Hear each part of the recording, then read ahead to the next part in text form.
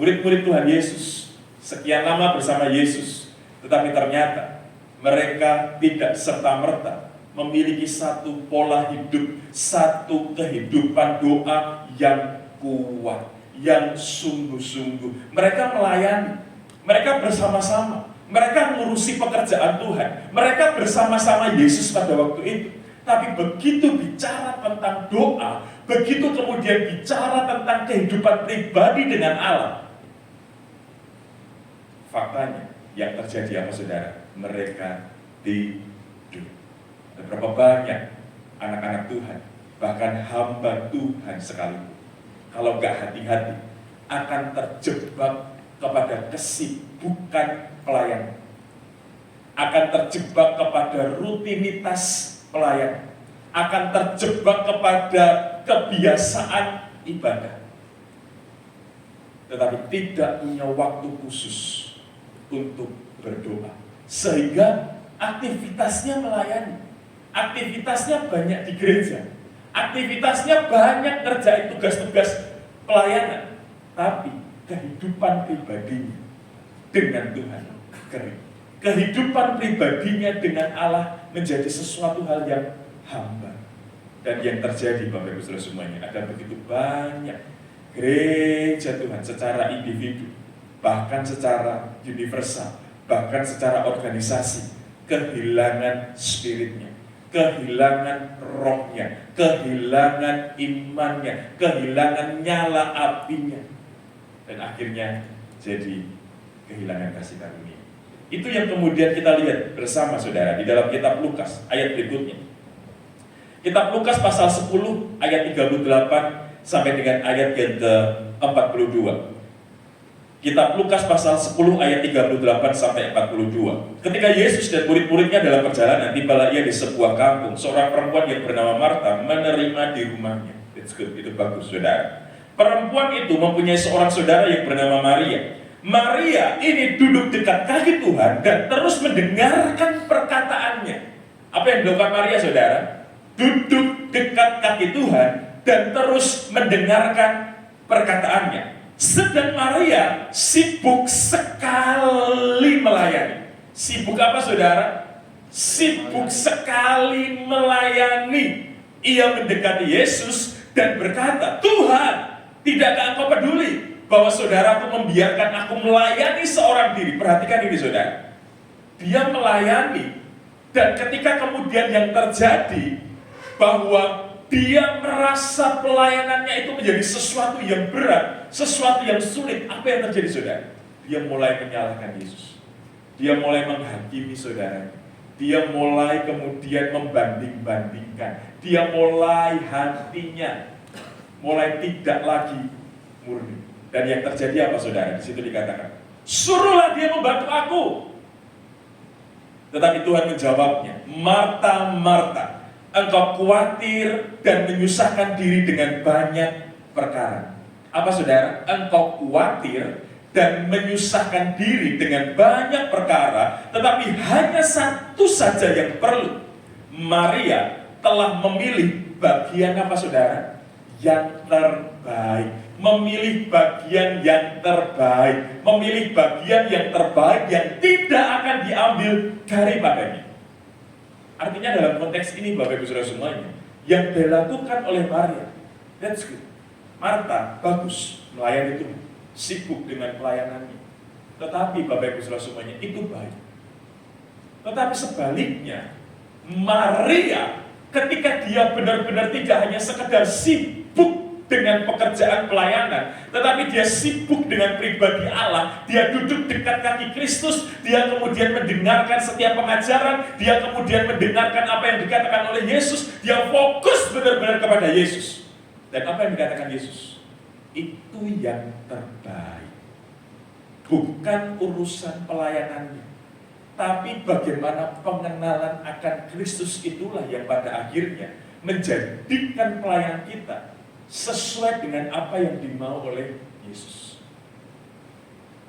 Ada berapa banyak kita hari-hari ini cek diri kita masing-masing. Apakah kita sama seperti Marta, sibuk pelayanan, tapi hati kita kosong, hati kita kering, hati kita jauh dari Tuhan.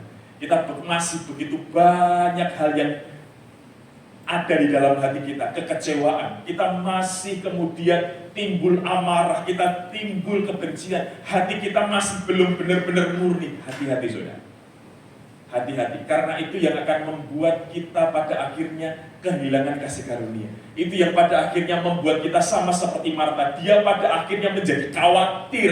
Dia pada akhirnya menjadi pribadi yang saling menyalahkan satu dengan yang lainnya. Dia menjadi pribadi yang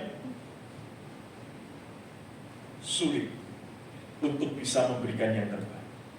Maka sekali lagi Bapak Ibu Saudara semuanya, hati-hati. Hati-hati sungguh-sungguh.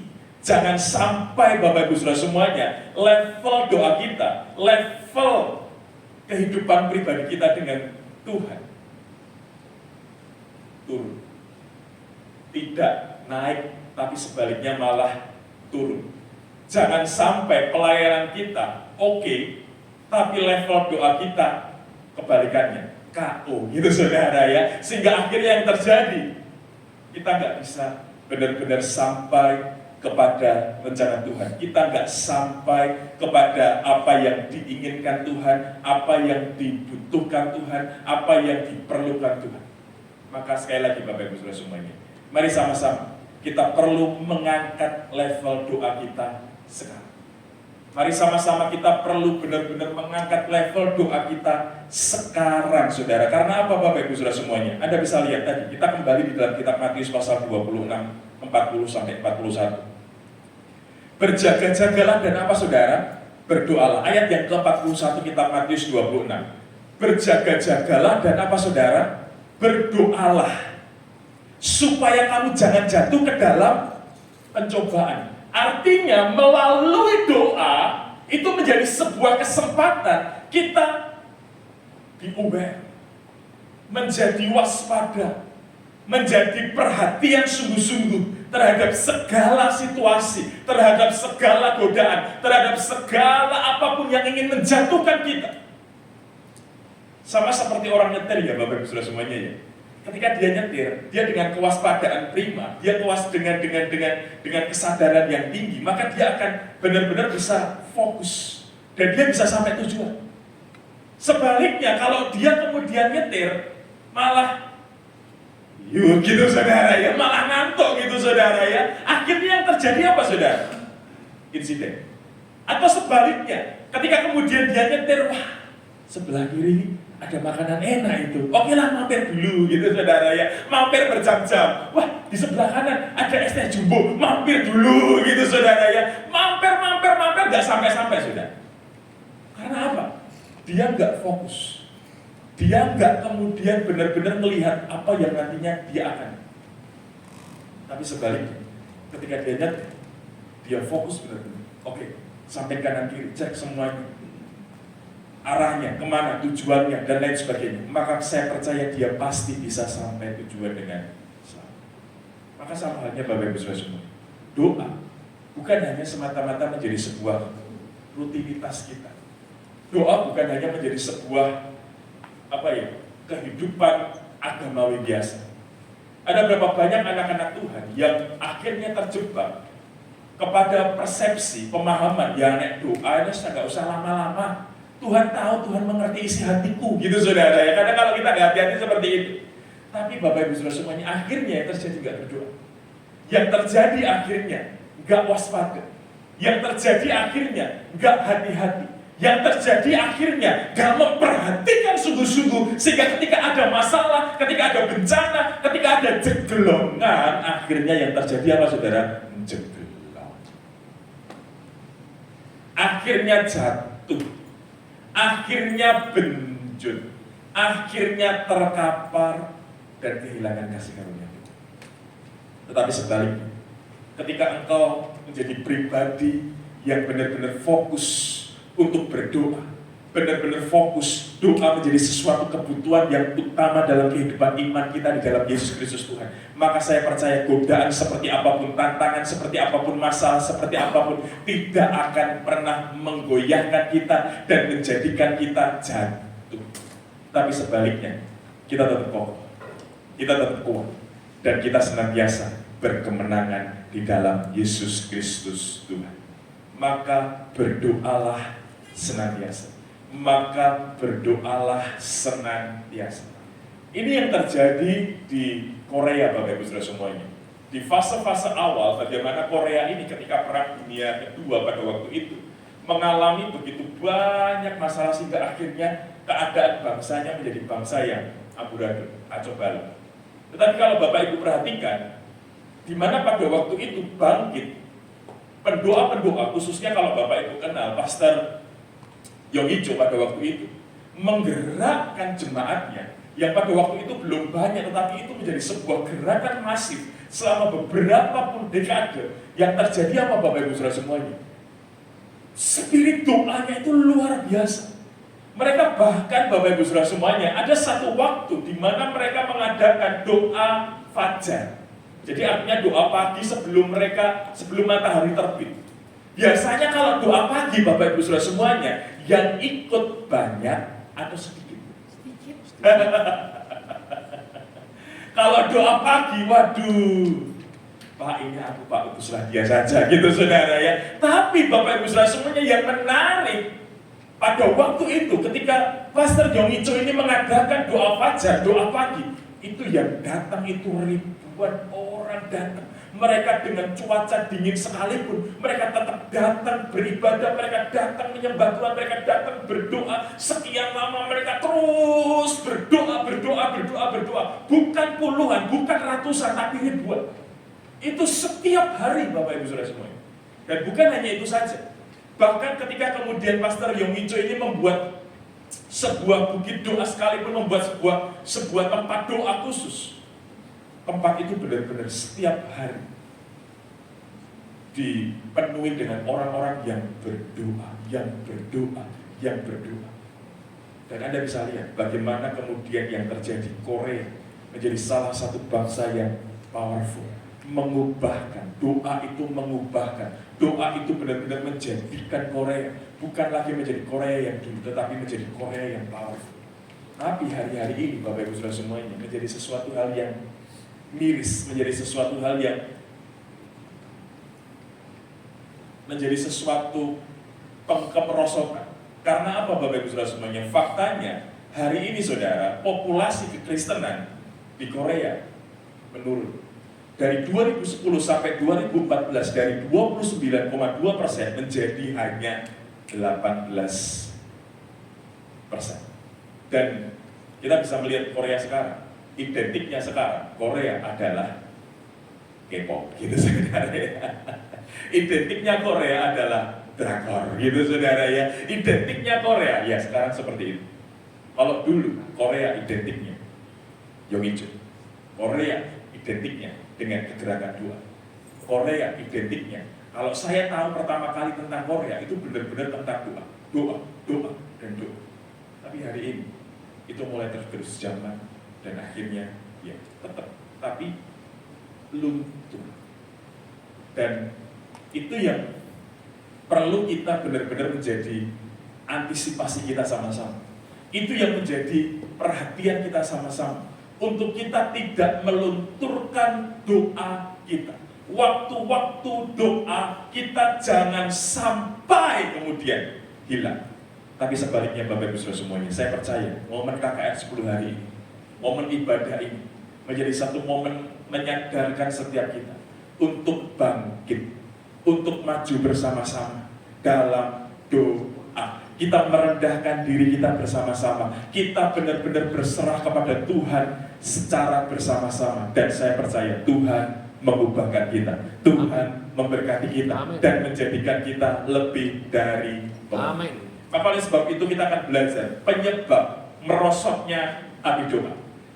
Ini yang pada akhirnya menjadi sebuah review atau menjadi sebuah introspeksi kita, evaluasi kita sama-sama. Apa sih sebenarnya yang menyebabkan merosotnya api doa kita? Yang pertama Bapak Ibu Saudara semuanya yang kita lihat adalah di situ. Yang pertama adalah sekularisasi. Sekularisasi. Apa itu sekularisasi? Sekularisasi adalah dunia masuk. Sekuler itu kan sesuatu yang dunia, sekuler. yang kemudian masuk ke gereja dan mengubah nilai-nilai rohani menjadi nilai-nilai duniawi, yang harusnya benar-benar nilai sakralnya itu kuat, tapi akhirnya masuk ke gereja dan akhirnya menjadi sesuatu hal yang kompromi. Kita lihat di dalam kitab 2 Timotius pasal 3 ayat 1 sampai dengan ayat yang ke-5. Ketahuilah bahwa pada hari-hari terakhir akan datang masa yang sukar. Manusia akan mencintai dirinya sendiri dan menjadi hamba uang. Mereka akan membual, menyombongkan diri, mereka akan menjadi pemfitnah, mereka akan berontak terhadap orang tua dan tidak tahu berterima kasih, tidak memperdulikan agama, tidak tahu mengasihi, tidak mau berdamai, suka menjelekkan orang, tidak dapat mengekang diri, garang, tidak suka yang baik, suka mengkhianati, tidak berpikir panjang, berlagak, tahu lebih menuruti hawa nafsu daripada menuruti Allah. Secara lahiriah, perhatikan ini saudara, secara lahiriah mereka menjalankan ibadah mereka, tetapi pada hakikatnya mereka memungkiri kekuatannya. Jauhilah mereka itu. Secara apa saudara? Lahiriah mereka menjalankan ibadah mereka, tetapi pada hakikatnya mereka memungkiri kekuatannya. Ibadah mereka hanya sekedar menjadi sesuatu yang ya ke gereja ben ketok Kristen gitu saudara, ya ke gereja biar ngisi waktu daripada tidur pagi-pagi tak ke gereja. Dan ketika kemudian ke gereja, ya sudah gereja. Tetapi kemudian, ketika kemudian kembali ke rumah, kembali ke tempat usaha, kembali ke kehidupan pribadinya, ya sudah. Istilahnya kalau di gereja haleluya, pulangnya jadi halelupa, gitu saudara ya. Di gereja menjadi pribadi yang kudus, tetapi di rumah menjadi pribadi yang, nah dijawab sendiri saudara ya. Akhirnya standarnya jadi double, gak benar-benar menjadi pribadi yang sama, baik itu ketika dia di gereja ataupun ketika dia di rumah, baik ketika dia di gereja ataupun dia di tempat kerja, baik dia di gereja ataupun di tempat, semuanya benar-benar dia hidup. Sehingga yang terjadi Bapak Ibu Saudara semuanya, sekularisasi ini yang membuat standarnya jadi ganda. Sekularisasi ini yang kemudian melihat dirinya, Allah ngapain harus doa, Allah ngapain, yang penting kan cari kerja, yang penting kan cari uang, yang penting kan ini itu dan lain sebagainya, yang penting aku kan gak nyakiti orang, yang penting kan aku baik-baik, hidupku fine-fine saja, yang penting ini itu dan lain sebagainya. Hanya bicara tentang duniawinya saja, tetapi kehidupan pribadinya gak ada. Kehidupan pribadinya no. Sehingga yang terjadi apa saudara? Rohnya mulai terkikis, imannya mulai drop, imannya mulai turun, dunia yang kemudian menguasai, dan akhirnya bukannya kasih karunia, tapi sebaliknya sesuatu hal yang buruk yang dialami. Yang kedua Bapak Ibu Saudara semuanya, modernisasi tanpa Roh Kudus, yang menyebabkan api doa kita menjadi turun kalau kita nggak hati-hati. Modernisasi tanpa Roh Kudus. Modernisasi itu bicara tentang ya update teknologi, sesuatu hal yang lebih maju, sesuatu hal yang lebih modern, sesuatu hal yang lebih up to date gitu saudara. Tapi kalau nggak hati-hati, ada berapa banyak akhirnya anak-anak Tuhan kehilangan waktu untuk Tuhan. Kita lihat saudara, contoh handphone. Ini sebuah bentuk modernisasi. Ya, dengan gadget kita sekarang, kita sudah bisa menjelajah negeri, kita sudah bisa kemana-mana, kita bisa scrolling, kita bisa lihat, cek update status dan lain sebagainya. Kita kemudian bisa menjadi selebgram, gitu saudara ya. Dan kemudian itu menjadi sesuatu yang menguntungkan, itu nggak salah.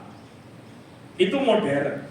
Tapi kalau kita nggak hati-hati, kadang handphone, teknologi menjauhkan yang dekat dan menjadikan yang dekat jadi jauh, gitu saudara ya. Paham ya saudara ya? Yang dekat akhirnya jauh, yang jauh akhirnya bisa menjadi dekat. Keluarga kita contoh, makan bareng-bareng, makan satu meja. Kalau dulu makan satu meja ngobrol. Kalau sekarang makan satu meja ngapain saudara? Bukan habis sendiri-sendiri. Ya itu wajar, sekarang ini seperti itu. Tapi kalau kita nggak benar-benar hati-hati tentang hal itu, yang terjadi Bapak Ibu Saudara semuanya, waktu kita akan habis oleh gadget. Karena gadget, karena handphone, karena teknologi, tidak akan ada habis. Kita mau jam berapapun, mau update, tersedia. Kita mau nonton YouTube, kita mau nonton film, kita mau Netflix kan everyday 24 jam, monggo. Gitu saudara ya. Dunia menawarkan itu. Modernisasi menawarkan itu. Tapi pertanyaannya, sejauh mana kehidupan doa kita kemudian bisa menunjang hidup kita dalam Tuhan. Jangan sampai waktu-waktu kita yang harusnya menjadi jam doa kita akhirnya hilang, akhirnya putus, akhirnya kita nggak berdaya karena kita tergerus dengan modernisasi yang menjauhkan kita dari rencana Allah, yang menjauhkan kita dari anugerah Tuhan, yang menjauhkan kita dari waktu-waktu doa kita. Dulu mungkin biasanya sore harusnya atau pagi doa, tapi mungkin dengan modernisasi, dengan teknologi, waduh sebentar Pak, tak scrolling dulu, ngupdate dulu. Yang terjadi 5 menit akhirnya bisa jadi 5 jam, gitu saudara ya. Dan yang terjadi kemudian berikutnya, wis tidak apa-apa, Allah mengerti, Allah peduli isi hatiku, gitu saudara ya. Yang harusnya pagi berdoa, tapi karena kompromi itu tadi, akhirnya waktu doanya habis.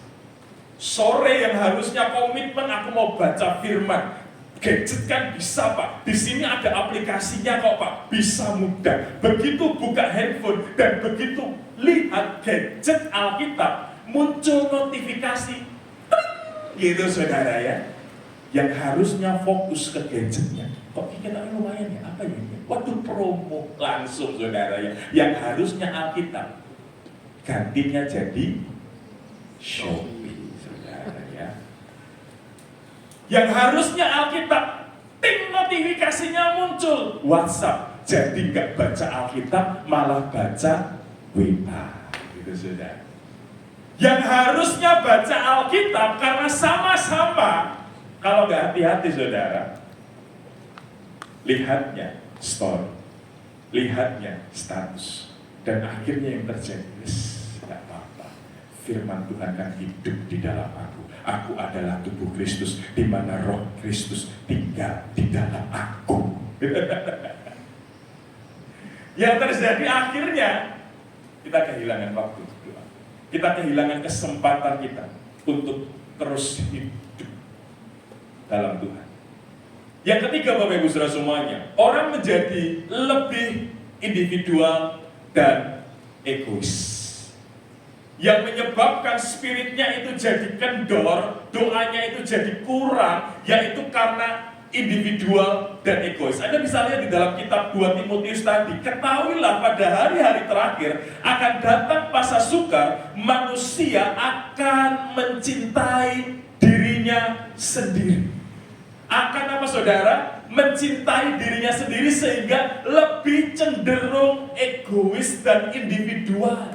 Itu orang-orang dunia.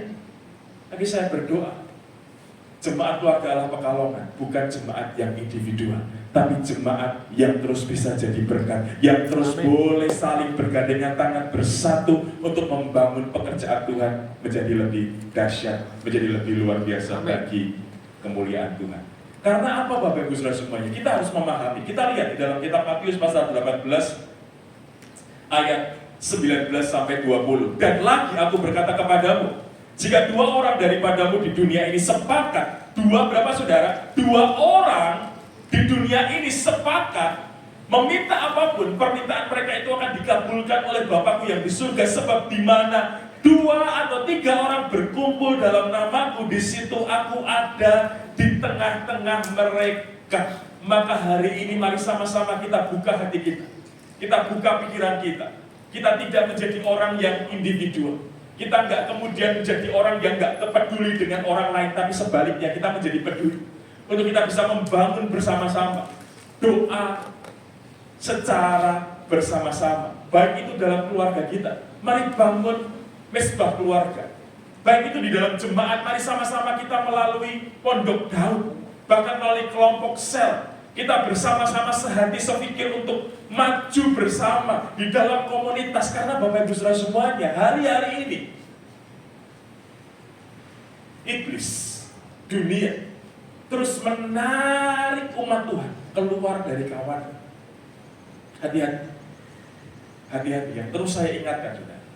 Karena begitu domba keluar dari kawanan, dia akan menjadi sasaran empuk bagi serigala, bagi binatang-binatang buas untuk menerkam. Karena gak ada covering, karena gak ada perlindungan, karena gak ada tujuan. Seorang diri jadi lemah. Dan Anda harus memahami bahwa manusia itu adalah makhluk sosial, di mana manusia itu gak bisa hidup sendiri. Itu faktanya, itu realitanya. Karena memang dari awal settingannya, Alkitab menjelaskan, Alkitab mengatakan tidak baik kalau manusia itu seorang diri. Maka kalau kita menjadi orang yang menyendiri, orang yang keluar dari komunitas, sudahlah aku tak keluar, aku tak menyendiri, aku tak menjauhi yang lainnya. Rasa sejahtera aku Pak, gitu saudara, katanya gitu saudara. Hati-hati. Iblis, dia seperti serigala yang siap menerkam. Iblis sedang mengintip, dan hati-hati. Maka pastikan Bapak Ibu Saudara semuanya, untuk kita senantiasa hidup dalam komunitas, kita senantiasa hidup dalam kesatuan, kita terus membangun mesbah doa keluarga, kita terus membangun pondok Daud gereja kita terus membangun kehidupan jemaat. Jangan sampai lowong dalam ibadah Bapak Ibu Saudara semuanya. Saya dorong, mari sama-sama kita terus ikut ibadah rutin setiap hari Minggu. Kita terus ada di dalam komunitas. Karena ketika kemudian kita ada di dalam komunitas, kita bisa saling membangun, kita saling mengingatkan, kita saling mendukung satu dengan yang lainnya. Sehingga kita bisa maju bersama, sehingga kita bertumbuh bersama di dalam pekerjaan Tuhan, di dalam anugerah dan kasih karunia daripada Tuhan. Yang keempat, saudara, kedagingan yang begitu kuat. Kedagingan yang begitu kuat. Roma pasal 8 ayat yang ke-6 menjelaskan, karena keinginan daging adalah maut, tetapi keinginan roh adalah hidup dan damai sejahtera. Anda bisa lihat, kita harus tahu dulu bahwa keinginan daging ujung-ujungnya apa saudara? Maut. Ujung-ujungnya sebuah kesia-siaan. Tetapi faktanya saudara, bahkan di dalam Matius pasal 26 tadi dijelaskan, berjaga-jagalah dan berdoalah supaya kamu jangan jatuh ke dalam percobaan. Dan memang roh memang menurut, tetapi daging lemah. Dan ketika ia kembali pula, ia mendapati mereka sedang tidur. Artinya dalam daging ini lemah. Kalau kita terus kompromi dengan daging, seperti murid-murid Tuhan Yesus pada waktu itu, mereka merasa fine-fine saja. Aku sudah melayani, aku sudah mengikut Yesus, aku sudah dengar apa yang menjadi pengajarannya, ya sudah selesai. Untuk doa ya nanti dulu, mending tidur. Capek kok Pak, mending tidur. Lah gimana lagi? Gak ada kerjaan, gak ada tugas kok. Mereka lalai akan hal itu. Maka Anda bisa lihat, pencobaan dalam murid-murid Tuhan Yesus luar biasa. Petrus pada akhirnya bukan kuat, tetapi sebaliknya menyangkal Yesus. Untung terus Yesus cover mereka. Maka hati-hati Bapak Ibu Saudara semua. Keinginan daging akan terus membuat kita itu lemah. Doa pagi aduh ngantuk, doa pagi aduh lemas, doa pagi aduh ngapain sibuk repot, doa malam apalagi Pak buru-buru langsung begitu nempel pelor Pak, nempel molor Pak, udah capek kok Pak. Mau doa aduh nantilah, kalau sudah longgar, mau melayani ya nantilah. Hati-hati Bapak Ibu Saudara semua. Itu yang akan terus menarik kita. Daging lemah. Yes. Kalau kita terus hidup dalam daging, maka kita akan terus lemah. Kita akan terus lemah. Kita nggak akan bisa apa-apa. Kita nggak akan bisa mampu apa-apa. Kita nggak akan bisa kuat. Tapi sebaliknya, ketika kita hidup dalam roh, roh itu penurut. Dan ketika kita hidup dalam roh, roh yang menguatkan hidup kita, sehingga kita bisa mengerjakan perkara-perkara yang dahsyat, perkara-perkara yang ajaib bagi kemuliaan nama Tuhan. Maka pasti pastikan sungguh-sungguh Bapak Ibu Saudara semuanya. Sederhananya, kalau kita kompromi dengan daging, kita akan merasa capek Pak, ngantuk Pak, nggak bisa Pak, itu daging. Tapi sebaliknya, kalau kita hidup dalam roh, kita gak akan terhentikan dengan apapun juga, karena roh Allah yang ada daripada kita, yang ada di dalam hidup kita, jauh lebih besar, jauh lebih dahsyat dari roh-roh yang lain. Maka hiduplah dalam disiplin rohani. Kita masuk dalam kegerakan doa puasa 40 hari. Saya dorong Bapak Ibu Saudara semuanya, mari sama-sama kita ikut gerakan doa puasa. Kalaupun ada waktu-waktu yang memang kita nggak bisa, nggak apa-apa Bapak Ibu Saudara semuanya. Kita nanti bisa kemudian terus komitmen. Artinya jangan sampai kendor, jangan sampai kemudian lowong. Kita komitmen sungguh-sungguh. Bahkan bukan hanya nanti di dalam doa puasa 40 hari ini saja, tapi hari-hari berikutnya, minggu-minggu berikutnya, waktu-waktu berikutnya. Komitmen sungguh-sungguh. Agar melalui doa puasa ini menjadi sebuah latihan bagi kita, mengendalikan keinginan daging kita. Sehingga akhirnya kita menjadi orang yang bisa mengendalikan amarah kita. Kita menjadi orang yang bisa mengendalikan emosi kita. Kita menjadi orang yang bisa mengendalikan pikiran kita. Dan ketika kita bisa mengendalikan itu semuanya, kita bisa mengarahkan hidup kita kepada keinginan roh, kepada kehidupan di dalam roh, yang menghasilkan, yang mendatangkan kebaikan dalam kehidupan kita. Yang berikutnya Bapak Ibu Saudara semuanya, yang kelima, yang membuat kemudian pada akhirnya doa kita jadi luntur adalah mata roh yang tertutup. 2 Timotius pasal 2 ayat 3 berkata, banyak orang tidak akan mempedulikan agama. Banyak orang yang tidak mempedulikan agama, matanya tertutup. Melihat doa itu menjadi sesuatu yang membosankan. Melihat doa itu menjadi sesuatu yang gak berguna. Melihat doa itu hanya menjadi sesuatu yang buang-buang waktu. Padahal Bapak Ibu Saudara semuanya bisa melihat bagaimana melalui doa itu menjadi sesuatu yang powerful. Nanti kita akan lihat, kita akan belajar. Kalau mata kita masih tertutup, Pak, kalau pengen dapat berkat ya kerja. Dunia katakan seperti itu. Ya Pak, kalau mau dapat cuan ya usaha Pak.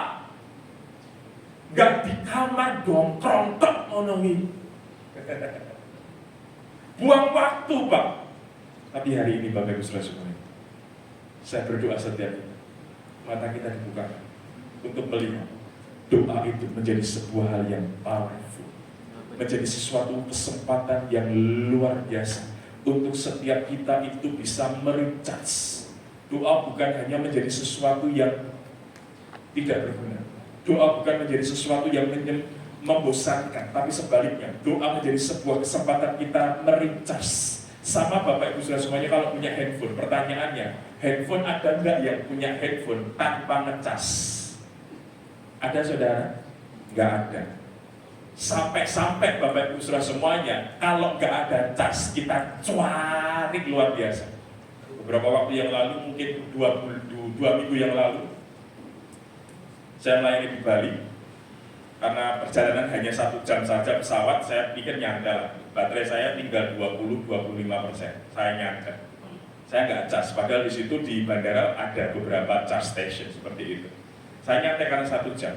Ternyata Bapak Ibu Saudara semuanya, begitu saya nyantai, 25% saja pada waktu itu. Harusnya 1 jam landing di Solo. Yang terjadi kembali lagi saudara, tragedi berikutnya. Karena cuaca buruk, bukannya landing di Solo, saya landingnya di Jogja. Saya harus jalan-jalan dulu ke Jogja karena cuaca buruk di Solo. Sehingga yang terjadi Bapak Ibu Saudara semuanya, yang saya berpikir, waduh gampang, gak usah ngecas, wong cuma 1 jam. Saya nyantai. Karena saya nyantai, saya nunggu di bandara Jogja dan semua penumpang gak boleh turun. Harus di bandar, harus di pesawat nunggu lah, ngapain saya? Akhirnya saya ya kemudian buka handphone saya dan betul saudara, dari 20-25% saya nyantai, yang terjadi drop tipis, tinggal 5% saja. Saya kalau sudah 5%, saya nggak bisa hubungi istri saya nggak tahu saya jam berapa pulang, mendarat di Solo. Yang terjadi, saya bisa pulang jalan kaki gitu, saudara. Untungnya saudara ya, cuacanya cepat pulih. Dan yang terjadi benar-benar pas. Sampai di Solo tinggal 2%. Saudara, saya bisa WA istri saya dan akhirnya saya bisa dijemput istri saya. Manusia sekarang benar-benar butuh casnya seperti itu. Baterai itu menjadi sesuatu yang penting sekali dan akhirnya mau gak mau kita cari seperti apapun untuk kita bisa ngecas. Itu loh saudara. Doa itu seperti itu. Doa itu menjadi sesuatu hal yang kita manusia, kita itu gak akan bisa istilahnya ada waktunya kita, energi kita habis. Pernah gak sih ngalami gimana kita sudah istilahnya capek Pak? Itu energi kita loh. Baterai kita itu loh. Daging kita itu sudah menggerogoti seluruh hidup kita. Sampai benar-benar menekan kita. Sampai kita gak bisa berdaya. Kalau kita gak segera recovery secepatnya, kalau kita gak segera recharge kepada sumber kehidupan kita, Anda harus memahami bahwa Yesus, Tuhan, adalah sumber kehidupan kita. Sehingga ketika kita jauh dari sumber kehidupan kita akan kosong, kita akan capek, kita akan drop, kita akan lelah, dan kita binasa. Tapi sebaliknya ketika kita tahu ini saudara, ketika kita drop, yes, aku harus ngecas, aku harus cari sumbernya, aku harus dapat sumbernya, aku harus diricas kembali. Maka Anda akan bisa lihat kehidupan Anda day by day, fresh, akan tetap segar, akan tetap bergairah, akan tetap terus bersemangat, akan tetap bisa terus fighting. Karena apa saudara? Karena itu tadi, Anda dekat dengan sumbernya, Anda terus recharge diri Anda terus nempel. Karena doa bukan hanya menjadi sesuatu hal yang biasa, tetapi Bapak Ibu Saudara semuanya, ini yang menjadi sebuah rahasia yang luar biasa. Di dalam Matius pasal 6 ayat yang ke-6, bagaimana ketika Yesus mengajarkan tentang doa. Tetapi jika engkau berdoa, masuklah ke dalam kamarmu, tutuplah pintu dan berdoalah kepada Bapamu yang ada di tempat tersembunyi. Maka Bapamu yang melihat yang tersembunyi akan membalasnya kepadamu. Artinya saudara, doa itu menjadi sebuah healing moment, menjadi tempat momen untuk kita dipulihkan. Sama kayak mobil, kalau kita pakai terus-menerus gimana saudara? Jebol. Ada waktu dia harus istirahat, ada waktu dia harus recovery, ada waktu dia untuk servis. Karena kalau nggak gitu sudah dipakai terus, remuk saudara. Dan berapa banyak anak-anak Tuhan hari-hari ini remuk saudara. Karena hidupnya terus dipakai, terus dibenci, terus dipaksa terus. Hatinya, pikirannya, semuanya hancur. Karena gak pernah diservis, karena gak pernah direcovery, karena gak pernah kemudian ada di tempat yang tersembunyi untuk ketemu dengan Bapa, sehingga Bapa bisa recharge kembali, seger kembali, enak kembali, dan akhirnya jadi sesuatu hal yang menyenangkan. Ini yang menjadi poin utama kita Bapak Ibu Saudara semuanya. Saya dorong setiap kita pun ketika kita ikut nanti dalam KKR 10 hari dan ketika kita nanti akan berdoa sama-sama, mari sama-sama sadar, momen pengurapan ini bukan hanya menjadi momen yang sifatnya Allah paling ya nanti seperti itu. Enggak sudah. Bagi saya secara pribadi, momen pengurapan itu menjadi kesempatan saya untuk bisa recharge. Karena kalau saya nggak hati-hati, saya melayani Tuhan dengan begitu banyak pelayanan. Kadang kalau saya nggak hati-hati saudara, saya bisa capek. Kalau sudah capek saudara, emosi saya jadi nggak terkendali. Namanya manusia saudara. Kalau sudah emosinya nggak terkendali sudah habis, kacau. Perkataan saya sudah nggak kontrol, pikiran saya semuanya nggak kontrol, akhirnya kacau. Karena apa? Bukan gitu loh, istilahnya kan gitu kan saudara ya. Kalau sudah orang capek itu kan golpok saudara, saya gol kepuk gitu kan saudara kan. Tapi saya bersyukur, saya bisa melihat, saya punya gembala, kita punya gembala itu yang luar biasa. Pak Obaja, Bapak Ibu Saudara semuanya, kalau Bapak Ibu lihat, beliau itu nggak pernah pribadi yang saya tahu ya Bapak Ibu ya, sampai benar-benar beliau itu meledak-ledak itu nggak pernah. sekesal apapun, secapek apapun, beliau itu dengan halo, shalom, gimana? Itu bukan hanya di gereja, bukan hanya di ibadah. Bahkan ketika saya meeting dalam sebuah lot tugas yang tinggi, beliau tetap, sudah, tenang.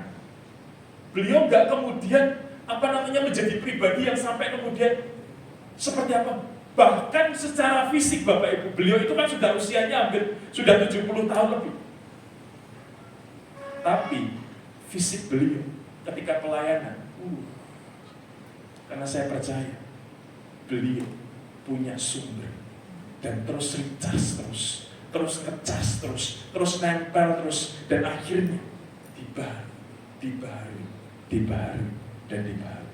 Sama Bapak Ibu Saudara semuanya, hari-hari ini saya pastikan tantangan demi tantangan akan silih berganti dan semakin banyak terjadi dalam hidup kita. Dunia semakin hari tidak menjadi semakin baik. Tetapi sehancur apapun dunia, seburuk apapun gonjang-ganjing dunia, tetapi ketika kita menjadi anak-anak Tuhan yang kuat, yang teguh, karena kita nempel kepada sumbernya, maka kita gak akan tergoyahkan oleh apapun juga, tapi sebaliknya kita menjadi batu karang yang kokoh untuk menjadi fondasi iman bagi keluarga kita, bagi orang-orang di sekitar kita, bagi kota kita, dan bagi bangsa Indonesia. Dalam beberapa waktu ini pun ketika saya terus berdoa untuk gereja ini pun, saya juga melihat bahwa sekali lagi Bapak Ibu Saudara semuanya, ini yang menjadi fokus kita ke depan adalah bukan hanya semata-mata membangun infrastruktur, membangun tempat ibadah, pelayanan semuanya. Saya lihat pelayanan kita sudah luar biasa, dan saya berterima kasih semua teman-teman pelayanan dan tim pelayanan semuanya sudah menyediakan pelayanan yang luar biasa, komitmen pelayanan luar biasa, terus meningkatkan pelayanan yang luar biasa, media, present worship, ibadah, asyar, semuanya luar biasa. Tapi ini fase berikutnya Bapak Ibu Saudara semuanya, untuk kita tidak hanya sekedar membangun infrastruktur, tapi hal berikutnya yang menjadi PR besar kita adalah bagaimana setiap kita mulai membangun spirit, roh, doa dalam ibadah kita. Spirit ilahi itu benar-benar hadir dalam setiap ibadah kita. Maka ini yang benar-benar menjadi fokus kita ke depan, untuk kita membangun ibadah yang menghadirkan hadirat Tuhan, karena itu yang dicari. Kita cari musik yang lebih bagus dari kita lebih banyak, saudara. Kita mau cari tampilan tayangan yang jauh lebih bagus dari kita begitu banyak.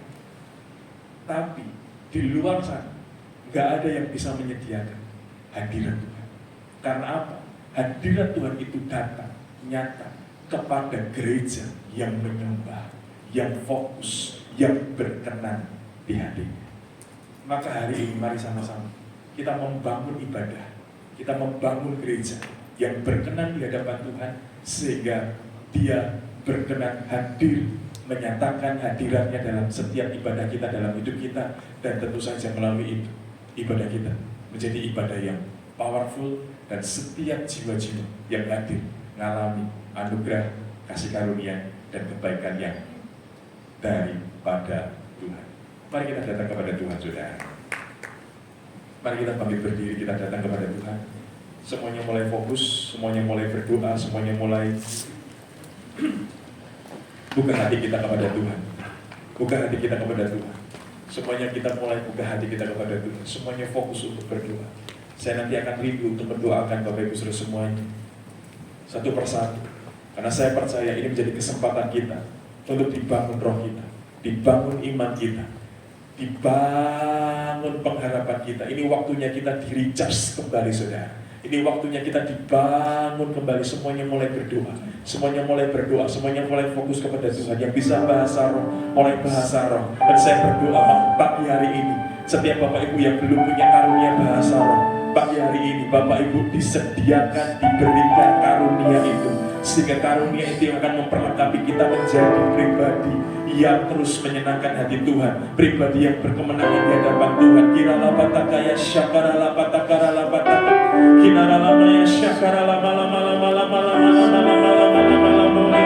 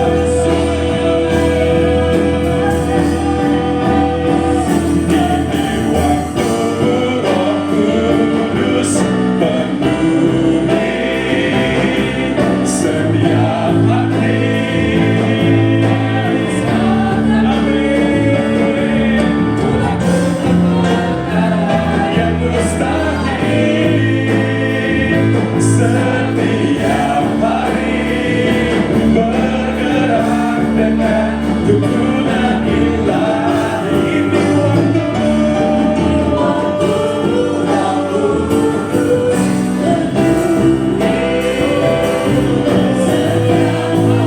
Ini yang harus akanmu lakukan perkara yang mustahil.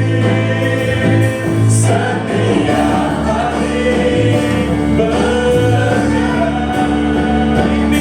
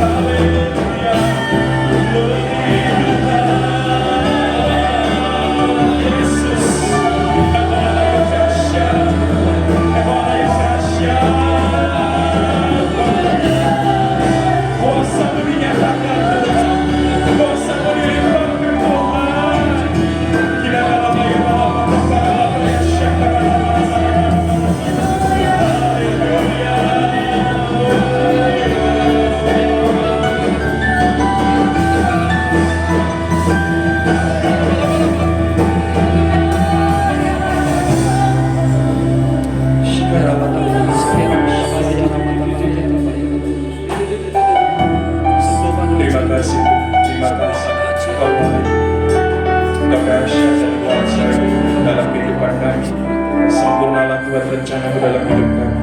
Sempurnalah Tuhan keajaiban-Mu dalam kehidupan kami yang menyenangkan dan menguatkan setiap kami dalam rencana-Mu Tuhan. Kami pulang tidak sama, tetapi kami pulang dengan kekuatan, pengharapan, dan berkat yang baru yang daripada Tuhan yang menuntut kami dalam rencana-Mu Tuhan. Hari ini kami dipertekakan, kami diurapi untuk kami boleh jadi berkat bagi kemuliaan nama-Mu. Sehingga melalui hidup kami nama Tuhan dipermuliakan dan kami boleh membawa banyak jiwa datang kepada-Mu. Terpujilah Tuhan nama-Mu untuk selama-lamanya sampai selama-lamanya. Mari terimalah berkat yang daripada Tuhan. Angkat tangan-Mu dan terimalah berkat yang daripada Tuhan. Diberkatilah hidupmu senantiasa oleh Tuhan. Amin. Diberkatilah keluargamu senantiasa oleh Tuhan. Amin. Diberkatilah usaha dan pekerjaanmu oleh Tuhan. Amin. Diberkatilah sekolah dan studimu oleh Tuhan. Amin. Diberkatilah pelayananmu oleh Tuhan. Amin. Karena anugerah dari Allah Bapa, cinta kasih melalui Putra yang tunggal Tuhan kita Yesus Kristus, dan persekutuan dengan Roh yang Kudus, yaitu Roh Kudus dari hari ini sampai selama-lamanya. Tuhan menyertai setiap kita yang percaya dan diberkati Tuhan. Mari katakan sama-sama, amin.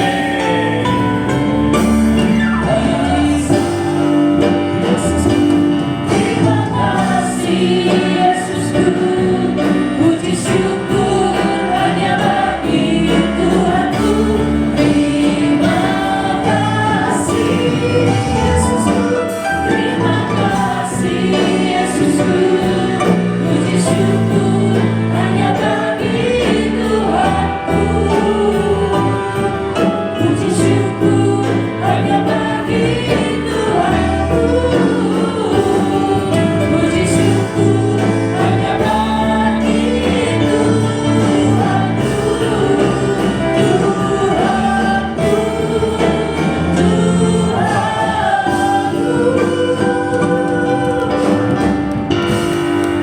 Terima kasih, selamat hari Minggu, Tuhan Yesus memberkati.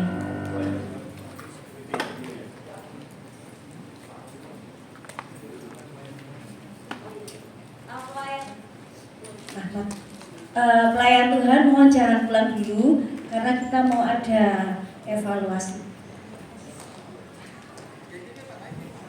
Pelayan Tuhan tolong jangan pulang.